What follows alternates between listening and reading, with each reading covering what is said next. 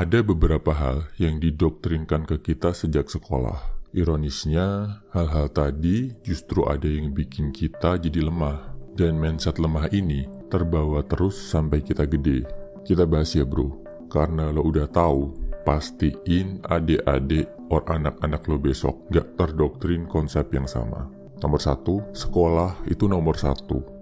Sering kan lo dengar kalimat harus menomorsatukan sekolah dibanding aktivitas lain. Padahal sekolah itu cuma satu dari sekian banyak tempat lo bisa belajar. Gara-gara konsep ini, kita jadi ngerasa kalau pencapaian terbesar itu adalah kalau kita bisa perform bagus di sekolah. Nggak mikir ada hal-hal lain yang jauh lebih hebat yang bisa dikerjain di luar sekolah. Kalau ada pun, jadi malas ngelakuinnya karena takut ngeganggu sekolah. Dan yang lebih parah, kita jadi didoktrin untuk terbiasa datang pagi, pulang sore. Seharian duduk di belakang meja, ngikutin instruksi dari orang lain. Jadinya ketika kita gede, kita ngerasa jenjang karir yang paling aman itu ya kayak sekolah. Datang pagi, pulang sore, duduk di belakang meja. Nomor 2, meminta itu hal yang gak baik. Di dunia nyata, kalau lo mau sukses, lo harus berani minta. Sekolah mengajarkan kita untuk gak meminta. Meminta dianggap perbuatan lemah, perbuatan memalukan. Padahal, meminta itu nunjukin kalau lo ngerti apa yang lo mau. Dan lo berjuang untuk mendapatkannya. Coba lihat perusahaan-perusahaan dan pebisnis tersukses di dunia. Mereka adalah yang bisa minta modal besar dari investor. Yang bisa meminta rekan bisnis buat jalin kerjasama. So, next time lo mau minta sesuatu ke siapapun, gak usah malu bro. Gak usah mikir takut ditolak. Ditolak itu biasa, gak ada ruginya. Kalau permintaan lo diterima, jackpot bro. Nomor 3, kemampuan menghafal dan menyelesaikan soal adalah hal terpenting.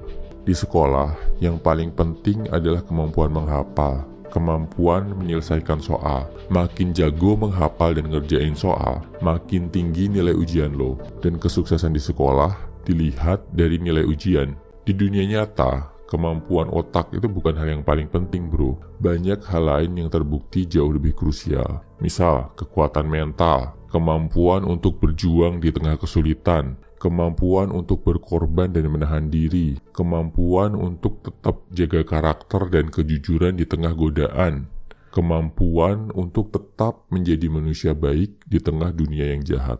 Nomor 4, salah dan gagal adalah hal yang memalukan. Makin banyak kesalahan, makin rendah nilai yang lo dapat. Dan ingat bro, momen-momen di mana lo atau temen lo dipermalukan, dihukum di depan kelas karena bikin kesalahan. Sedihnya lagi, kadang fokus utama yang terjadi di sekolah adalah menghukum kesalahan, bukan memperbaiki kesalahan yang lo buat. Akibatnya, ketika gede, kita banyak takut ngelakuin sesuatu. Takut salah, takut gagal, takut ditolak. Nomor 5, tujuan akhir sekolah adalah lulus dengan nilai bagus. Waktu SD lu pasti pernah dengar ada yang bilang, sekolah yang rajin ya, biar nanti dapat nilai bagus dan lanjut SMP favorit. Di Indonesia, tujuan akhir kebanyakan sekolah itu nilai bro, bukan pemahaman, bukan pembelajaran.